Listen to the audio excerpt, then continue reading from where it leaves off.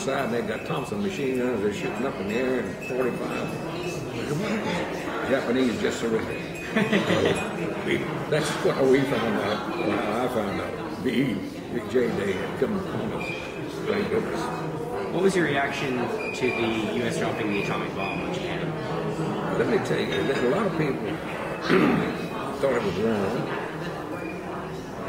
But I read a declassified document that at one time was classified as top secret.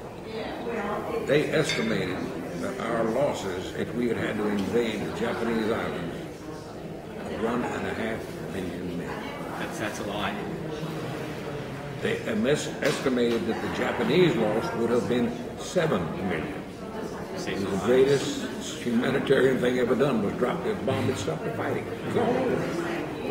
And I wonder why we haven't used it since. Old Truman wasn't my favorite president, but at least he had guts to sign the order to drop the bomb. Because we fought these silly wars in Afghanistan, Iraq. 1 or 2 atomic bombs and it would all have been over. And all of those dead GIs we've got would still be alive. Now it's going to cause civilian casualties among the enemy. But those people should have thought about that when they jumped on us. If you start it, then we're going to finish it. That's whatever it takes. Yes, sir. But so that's just one man's opinion. Yes, sir. This P-47 zeroed in on a train. Chugging along. The train ran into the tunnel. P-47 had a 250-pound bomb under each wing. So he sailed in on this end of that tunnel, dropped one bomb, peeled off down to the other side, dropped another one. He said, "Get out of that, you SOB." Leaves because this ended the war. Thank God. Otherwise, I know it killed many people, but had we had to go into Japan to finish the fighting, there's no telling how many more would have been killed. Casualties. So what were some of the thoughts that were going through your head when you heard that peace was declared? Relieved. Jumping up and down. And a few other. And the final question, how did being in the war affect you as a person? Very, very much so. It taught me that life can be very, very short. This was, again, following World War I and World War II. Who knows there was going to be another war, for a start. With my knowledge from the Marines, before I joined the Marines, I really, and then going back to Quaker Oats Company, I quickly got promoted in the company there in the maintenance department because of my maintenance knowledge in the Marines or engines and stuff like that. So I really got to a point where that started me off being an engineer, mechanical engineer, and that has stood me in my life all the way through right up to my 80s. So I've appreciated that. And also it taught me to be respected of other people, to help other people.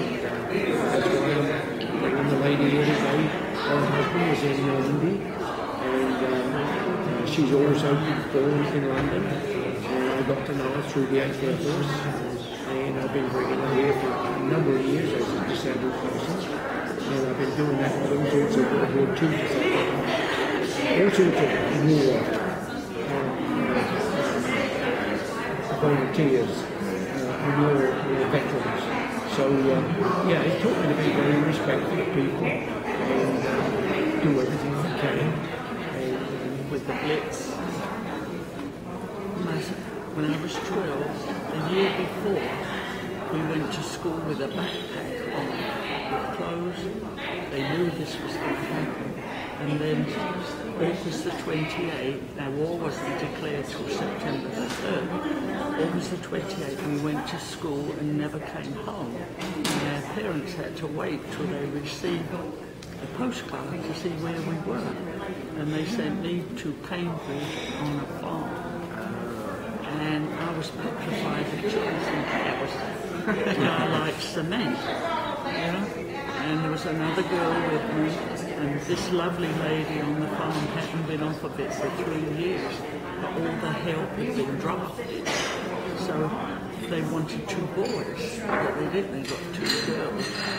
And she wasn't happy, but her husband liked us. He thought we were funny because we spoke funny. And our job was to go out and collect the eggs, a free range. Chickens wanted, and you had to go find their eggs to be on top of a tractor, you know. And then they had wonderful they grew plums, apples, pears, and we picked those for. After 3 weeks, my parents came to visit me, and the other girl was going home. And when I said, Mum, I'm coming back with you. No, you can't, there's no room on the bus. I said, well, you and my sister, because she's old, and Daddy get killed. I want to be killed too. I don't want to be stuck on a farm, you know. Yes, ma'am. So she took me back, but there was no school to go to. I never went to school after I was 12 years old. And she had to take me to work with her every day. She couldn't leave me alone in the house because of the roads. And then we moved into the house next door where we could, it was downstairs, and my dad put 2 double mattresses under this huge table, and we slept under there, my sister and I, my mum and dad. Because people, we lost 9 people in our street that were killed because they'd gone out and gotten the air raid ship. What was your reaction to the U.S. dropping of the Tomahawk? Great. And wonderful. You know, that takes care of the war right away. There was no way that the Japanese could continue fighting when we had dropped 2 A-bombs on them. And they didn't know it. I don't know if we had any more A-bombs available at that particular time. At least they capitulated, signed the treaty, and the war was over. No, we're not dancing for you. That was good.